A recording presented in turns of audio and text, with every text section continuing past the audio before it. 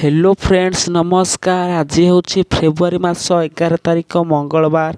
सबुदिन पर आज भी नहीं आसी राज्य तथा देशर बड़ बड़ गुरुत्वपूर्ण खबर उपर नजर पकेबा आगु जदि आपण मैंने आम चैनल नुआ आसती भिडियोटी गोटे लाइक कर चैनल को सब्सक्राइब कर दिंतु आउ पाखर थिया बेल आइकन को दबाई दिंतु जहाँफल कि आगू आसुवा भिडियोर नोटिफिकेशन सर्वप्रथम आपण पाइबे। तो चलते जाना कौन रही आज खबर।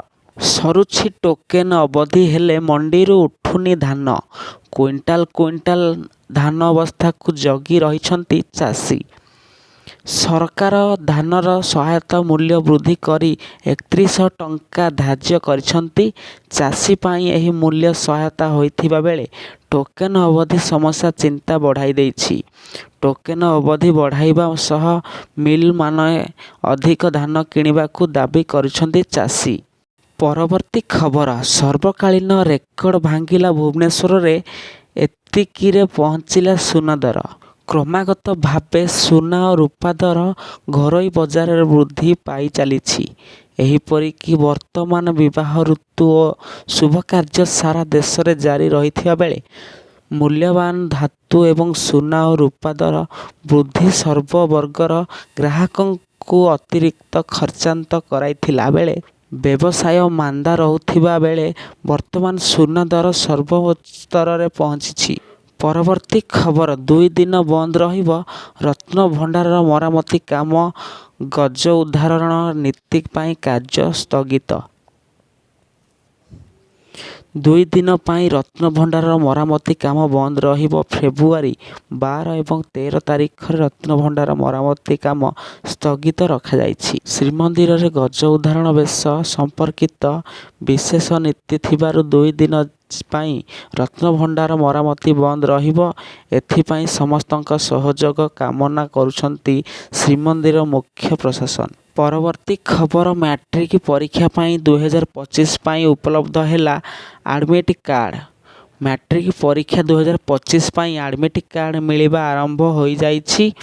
माध्यमिक शिक्षा परिषद वेबसाइट रे एडमिट कार्ड उपलब्ध रहिछि।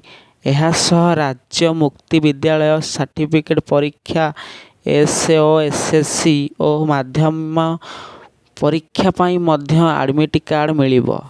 एने माध्यमिक शिक्षा परिषद पक्षर सूचना दिया जाइछि।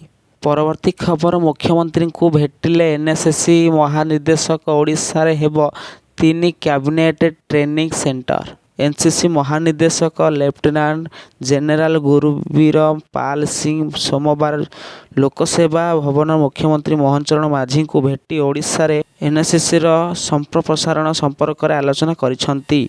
ओडिशा रे एनएसएससी रो कार्ड संख्या 60,000 रही। 90,000 को वृद्धि कराइबो। परवर्ती खबर। भारत पाई आगामी 20 वर्ष गुरुत्वपूर्ण। प्रधानमंत्री आसंता 20 वर्ष भारत पाई गुरुत्वपूर्ण। भारत तीव्र गति रे आग को बढ़ुछि। एजेंसी क्षेत्र में भारत अनेक संभावना रही। इंडिया एजेंसी वीक सम्मेलन रे संबोधन देई किछि एपरि कहिसंती प्रधानमंत्री मोदी। प्रधानमंत्री कहिसंती भारत केवल निजर अभिवृद्धि को नुहे बरं विश्वर अभिवृद्धि को मध्य आगे नेइछि। परवर्ती खबर। विश्व प्रसिद्ध जोरंदा माघ मेला आरंभ। जगतर मंगल पाई संध्यार जलिब झाड़ दीप। जिला जोरंदा महिमा गादी रे विश्व प्रसिद्ध माघ मेला मंगलवार ठू आरंभ होइछि। जगतर मंगल पाई महिमा सन्यासी माने झाड़ दीप उज्ज्वलन करिवे। संध्या 5:10 रे झाड़ दीप अग्नि संजोग हेबो। गादी मंदिर ध्वनि मंदिर शून्य मंदिर और अन्यान्य उपासना पीठ रे मध्य झाड़बत्ती उज्ज्वलन पाई महण महण घी प्रस्तुति होई रहिछि। परवर्ती खबर। मार्च 8 रे द्वितीय किस्ती हेबो। एमानंकु सुभद्रा टंका मिलिबनी। मार्च 8 रे द्वितीय किस्ती हेले एमानंकु सुभद्रा टंका मिलिबनी। तेबे जो माने सुभद्रा टंका पाइबेनी आवेदन करथिले भी कटिजीव ना। जानतु राज्य सरकार गाइडलाइन कौन रही।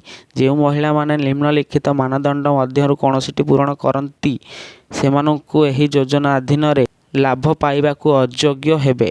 परवर्ती खबर। छुट्टी घोषणा। फेब्रुआरी 12 रे बंद रहिबो स्कूल कॉलेज ऑफिस और मद दुकान।